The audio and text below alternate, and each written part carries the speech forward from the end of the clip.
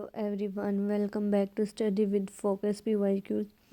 आज हम MSc zoology third semester में पॉपुलेशन जेनेटिक्स का एग्जामिनेशन पेपर देखेंगे 2022 दिसंबर 2022।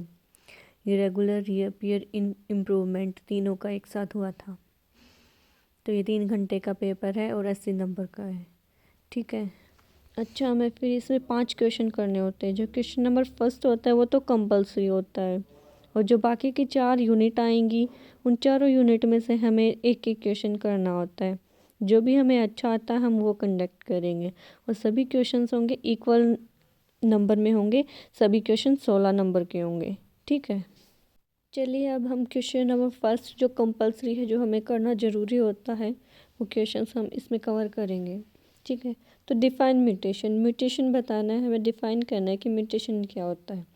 तो म्यूटेशन क्या होता है? डीएनए के सीक्वेंस, जो भी ऑर्गेनिज्म होता है उसके डीएनए के सीक्वेंस में चेंजमेंट आता है। ठीक है, जो म्यूटेशन होता है वो एरर, जो डीएनए रेप्लिकेशन की प्रोसेस है उसके अंदर एरर को कोज कर देता है। ठीक है, और ये जो भी वायरल इन्फेक्शंस होते हैं उनको भी कॉज कर सकता है, और जो म्यूटेजेंस होते हैं उनको एक्सपोज भी कर सकता है।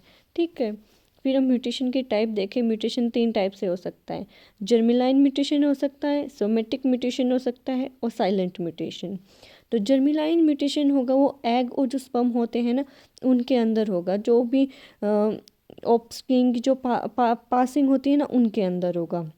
और जो सोमेटिक है वो बॉडी सेल से होगा, तो कोई ऑफस्प्रिंग से नहीं होगा। तो साइलेंट म्यूटेशन है वो मतलब कि जो अमीनो एसिड्स होंगी ना, जो सीक्वेंस होगी, जो अनकोडेड प्रोटीन्स होगी, उनके अंदर चेंजमेंट लाएगा। ठीक है, फिर हम बात करें क्वेश्चन नंबर सेकंड की। What do you understand by speciation? जो स्पेशिएशन टर्म है उसे हम क्या समझते हैं? तो स्पेशिएशन क्या है? एक प्रोसेस है। जो भी नई स्पीसीज होगी वो क्रिएट करेगी जो भी एग्जिस्टिंग स्पीसीज हैं उनसे। ठीक है, ये कैसे? जब कोई भी ऑर्गेनिज्म उसकी ग्रोथ हो रही है, स्पीसीज़ का जो डेवलपमेंट हो रहा है उसमें जो यूनिक करेक्टर आ रहा है उसको सेपरेट कर लेगी जो भी रेस्ट ऑफ स्पीसीज़ हैं उनसे। ठीक है, स्पेशिएशन क्या है? एक प्रोसेस है जो कि क्रिएट करेगी एग्जिस्टिंग स्पीसीज से ही। ठीक है, फिर क्वेश्चन नंबर थर्ड की बात करें। Describe phenotype. फिनोटाइप को डिस्क्राइब करना है। तो फिनोटाइप क्या होता है? ये ऑब्जर्वेबल करेक्टरिस्टिक्स होती हैं ऑर्गेनिजम्स की, जैसे कि उसकी हाइट होगी, उसके हेयर हो गए, उसका कलर हो गया, जो उसकी आइज़ का कलर है वो हो गया।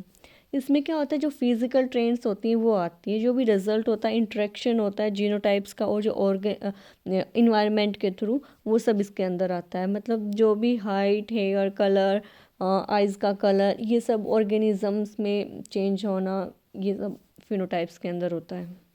फिर हम बात करें क्वेश्चन नंबर 4 की। इसमें हमें बताना है, डिस्क्राइब करना है जो ह्यूमन डिजीज़ फ्रिक्वेंसी है उसको। तो इसमें मेरे को तो यही पता लगा है कि भाई जो भी ह्यूमन डिजीज़ होगी वो ओकर होगी, जैसे कि कोई भी पॉपुलेशन है उसके अंदर, तो वो मेज़र करी जाएगी। जो 2 स्टेप्स होंगे, जो मेन स्टेप होंगे उसके इंडिकेट करने के, एक तो प्रीविलेंस और दूसरा इंसिडेंस। मेरे को तो यही 2 ही पता लगा है, और आपको पता लगा हो तो आप बता देना। फिर हम क्वेश्चन नंबर 5 की बात करें। What do you understand by natural population? Natural population से आप क्या समझते हैं?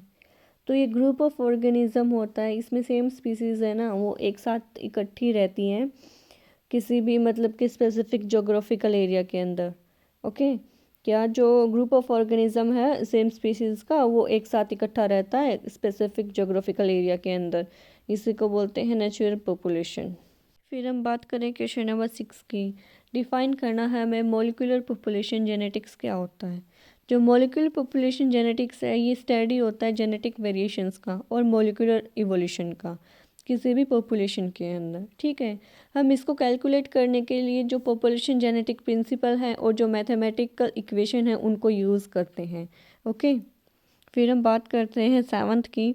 What do you understand by qualitative trends? हमें इसका एग्जांपल भी देना है। हमें क्वालिटेटिव ट्रेंड्स से क्या समझते हैं और उसका एग्जांपल। ठीक है, जो क्वालिटेटिव ट्रेंड्स होते हैं वो करेक्टरिस्टिक्स होते हैं मतलब कि उनको कैटेगराइज करेंगे जो भी ग्रुप्स होंगे उनके अंदर, ठीक है। और इसमें कंट्रोल किया जाता है सिंगल जीन के थ्रू और जो स्मॉल नंबर ऑफ जीन्स होते हैं उनके थ्रू। जैसे इसका एग्जांपल हो गया, फ्लावर का कलर हो गया, कोट का कलर हो गया, जो सीड होगी उसकी शेप होगी, जो भी ब्लड ग्रुप हो गया, जो भी पिगमेंटेशन हो गया, ये सब क्या हो गया, इसके एग्जांपल हो गए, ठीक है। जो भी शॉर्ट कंपल्सरी क्वेश्चंस हैं उसमें ये लास्ट क्वेश्चन है। ये सभी 2-2 नंबर के करने हैं हमें, 8 क्वेश्चंस हैं, 2-2 नंबर के हिसाब से हमें इसमें लिखना होता है। तो हमें डिफाइन करना है हेरिटेबिलिटी क्या होता है, ब्रीफली हमें वो बताना है। तो जो हेरिटेबिलिटी है वो एक स्टैटिकल मेज़रमेंट है कि हम जो भी ट्रेट्स है, जो भी वेरिएशंस है, उनको कैसे मेज़रमेंट कर सकें और क्यों, मतलब कि ये वेरिएशन आए, क्यों क्यों ये जेनेटिक चेंज आया है, ये बताना है, ठीक है। इसमें हम यूज़ करते हैं, जो भी डिस्क्राइब करेंगे, जो भी वेरिएशंस, जो भी ट्रेंड्स होंगे, जैसे कि हम जो भी ट्रेंड्स में क्या हो, उसकी जो हाइट होगी, उसकी आइज़ का कलर हो गया, उसका इंटेलिजेंट, ये सब हम है ना एक मेज़र करेंगे कि भाई कितने ट्रेंड्स है, कितना करेक्टर उसका क्या है, ठीक है। अब हम लॉन्ग क्वेश्चंस को डिस्कस करेंगे जो 16-16 नंबर में हमें लिखने हैं, ठीक है। तो आप 16 नंबर में जो भी आपको आता है सबसे अच्छा सा कंटेंट वही लिखिए। अगर उसमें डायग्राम पूछे गए हैं तो आप वेल लेबल डायग्राम बनाएं, देन उसको डिस्क्राइब करें। तो 16 नंबर में आपको ये शीट भरने से मतलब नहीं होता, हमें है ना अच्छे से बताना होता है कि हाँ भाई इस क्वेश्चन में ये है, ये चीज़ है, ये बतानी होती है, ठीक है। हाँ, मैंने ये भी सुना है कि मोस्ट ऑफ एग्जामिनर्स होते हैं वो शीटें भी देखते हैं, तो आप उसको इस तरह कंडक्ट करें कि क्वेश्चन भी आप अच्छे से डिस्क्राइब कर दें और आपकी शीटें भी कवर हों, ठीक है। तो हम यूनिट फर्स्ट की बात करें तो यूनिट फर्स्ट में question number 2, what do you understand by Hardy-Weinberg equilibrium, ठीक है। हमें ये बताना है जो हार्डी-विनबर्ग इक्विलिब्रियम है उससे आप क्या समझते हैं, और वो फैक्टर्स बताने हैं जो भी हार्डी-विनबर्ग इक्वेशन को इफ़ेक्ट करते हैं, ठीक है। 16 नंबर में बताना है हमें ये। फिर हमें क्वेश्चन नंबर 3 बताना है इस यूनिट में, एक्सप्लेन करना है जो डिफरेंट मोड ऑफ स्पेसिएशन है डिटेल में। स्पेसिएशन वाले में आप डायग्राम भी ले सकते हैं, आप इसमें एलोट्रोपी, पीलियोट्रोपी और जो भी एग्जांपल्स होंगे, जो भी इनका आप डायग्राम के साथ भी डिस्कस कर सकते हैं, ठीक है। दोनों क्वेश्चन 16-16 नंबर के हैं, आपको जो इजी लगे आप वो कंडक्ट करें। फिर हम सेकंड यूनिट की बात करें, सेकंड यूनिट में क्वेश्चन नंबर 4 देखते हैं हम। इसमें बताना what are the factors which effect human disease frequency, explain the briefly. हमें वो फैक्टर्स बताने हैं जो कि ह्यूमन डिजीज़ फ्रीक्वेंसी को अफेक्ट करते हैं, हमें ब्रीफली बताना है 8 नंबर के अंदर, ठीक है। इसी में बी पार्ट जो मेंडेलियन ट्रांसमिशन डिजीज़ हैं उनको एक्सप्लेन करना है, जितने भी मेंडेलियन की एक्स लिंक्ड, वाई लिंक्ड ये सब डिजीज़ होंगी उनको डिस्कस करना है 8 नंबर में, ठीक है। फिर हम क्वेश्चन नंबर 5 देखते हैं, give models explaining the change in genetic structure of population. हमें एक्सप्लेन करना है जो भी स्ट्रक्चर होगा पॉपुलेशन का, जो भी जेनेटिक स्ट्रक्चर होगा पॉपुलेशन का, उनके अंदर क्या क्या चेंज आएंगे, हमें वो मॉडल्स एक्सप्लेन करने हैं 16 नंबर में। आपको 8-8 वाला अच्छा लगता है तो आप वो कंडक्ट करें, अच्छे से आता है। अगर आपको डायरेक्ट 16 नंबर वाला आता है तो आप वो करें, जो आपको अच्छा लगे आप अच्छे से डिस्क्राइब करें, ठीक है। फिर हम यूनिट 3 की बात करें। यूनिट 3 में question number 6, explain patterns of change in nucleotide and amino acid sequence in molecular evolution. हमें वो पैटर्न्स डिस्कस करने हैं, वो चेंजेस जो न्यूक्लियोटाइड और जो अमीनो एसिड सीक्वेंस के अंदर आएंगे ड्यूरिंग मॉलिक्यूलर इवोल्यूशन, हमें 16 नंबर में बताना है, ठीक है।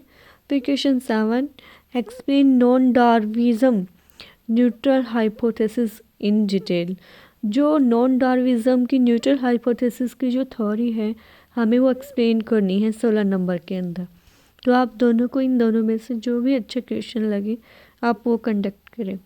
आई थिंक मेरे को तो 6 वाला अच्छा लग रहा है, आप कमेंट में बताइए आपको इन दोनों में से कौन सा अच्छे से आता है, ठीक है। ये अभी तक हमने तीनों यूनिट कर ली। तीनों यूनिट में आपको जो भी अच्छा लगता है आप वो अच्छे से पढ़ें।